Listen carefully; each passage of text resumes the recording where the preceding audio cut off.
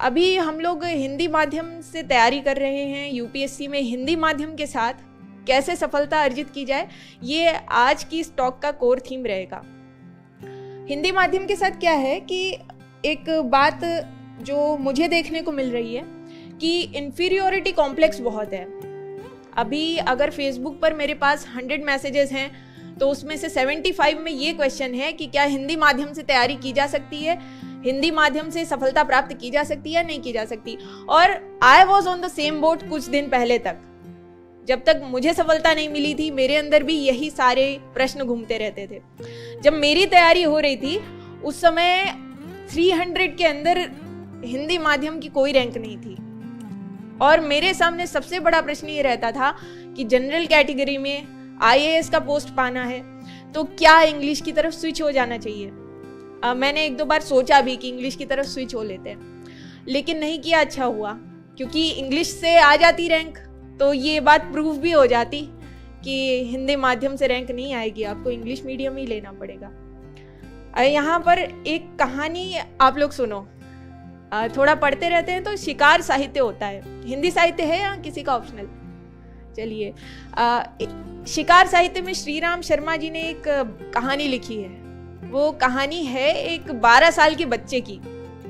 ये जो बच्चा है वो गांव में रहता है और गांव से उसका पूरा जो परिवार है संयुक्त परिवार है, तो वहां उसके एक बड़े भैया हैं, भाई साहब, वो थोड़े सख्त हैं। तो वो बच्चा अपने भाई साहब से बहुत डरता है।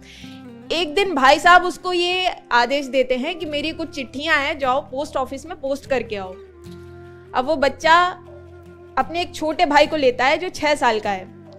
12 साल का बच्चा और 6 साल का बच्चा, ये दोनों चल पड़ते हैं चिट्ठियों को पोस्ट करने के लिए। और गांव से पोस्ट ऑफिस के बीच में एक जंगल जैसा क्षेत्र भी पड़ता है। वो जंगल का सुनसान एरिया है, वहां एक कुआं है और ये दोनों जब खेलते हुए जा रहे हैं तो वो चिट्ठियां उस कुएं में गिर जाती हैं धोखे से। अब दोनों बहुत परेशान कि भाई साहब की डांट पड़ेगी, तो बचने के लिए वो लोग क्या करते हैं कि कुएं में उतरने का निर्णय लेते हैं। अब जो 6 साल का बच्चा है वो ऊपर से धोती कुर्ता सबको जोड़ करके उन्होंने बड़ी सी रस्सी बनाई और 12 साल का बच्चा कुएं में कूद गया। अब आप ये देखिए कि जहां पर चिट्ठियां गिरी हुई थी उसके पास ही में एक काला नाग भी था। तो उस बच्चे ने उस काले नाग के साथ लड़ाई लड़ी, चिट्ठियां उठाई और फिर वो जो रस्सी उन्होंने बनाई थी उसके सहारे 6 साल के बच्चे पे विश्वास करके ऊपर चढ़ाया और फिर जाकर चिट्ठियां पोस्ट कर दी। तो श्री राम शर्मा जी की ये कहानी है, ठीक है, शिकार साहित्य है, आपने आनंद लिया, लेकिन आप में से कोई ये बता सकता है कि ऐसा क्यों हुआ कि एक 12 साल के बच्चे ने ये असंभव जैसा कार्य पूरा कर दिया? ऐसी क्या उसकी मन स्थिति थी? विश्वास, बिल्कुल, सेल्फ कॉन्फिडेंस, और बिल्कुल सही। देखिए, सब आपने भी सही बताया, विश्वास था, एक उसके अंदर डर भी था अपने बड़े भाई का, लेकिन जो सबसे बड़ा फैक्टर वो ये था कि वो क्षेत्र पूरा सुनसान था, जंगल था, वहां दूर दूर तक कोई नहीं था जो उन बच्चों को ये बताता कि भाई ये तुमसे नहीं होगा।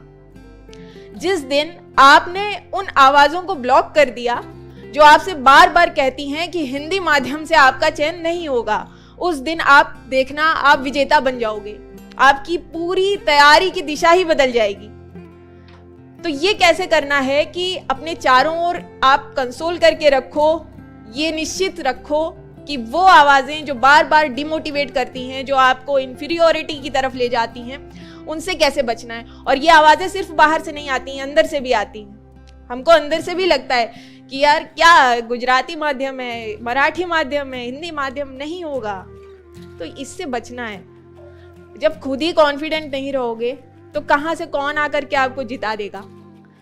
तो इस बात को ध्यान रखो, ये मैंने भी ध्यान रखा और इस अटेम्प्ट में ज्यादा ध्यान रखा। पिछली बार तक मेरे पास बहुत सारी दुविधाएं हुआ करती थी, लेकिन पिछली बार जब मेंस क्लियर हो गया तो उसके बाद मुझे निश्चित हो गया कि हिंदी माध्यम से ही आएगी, अच्छी रैंक आएगी, आईएएस पोस्ट भी मिलेगी, और उस विश्वास के साथ ही ये 1 साल की तैयारी हो पाई।